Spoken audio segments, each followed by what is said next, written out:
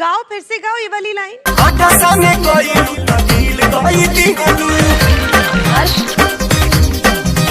एहो पानी भरे गइल त खड़े बिछलाई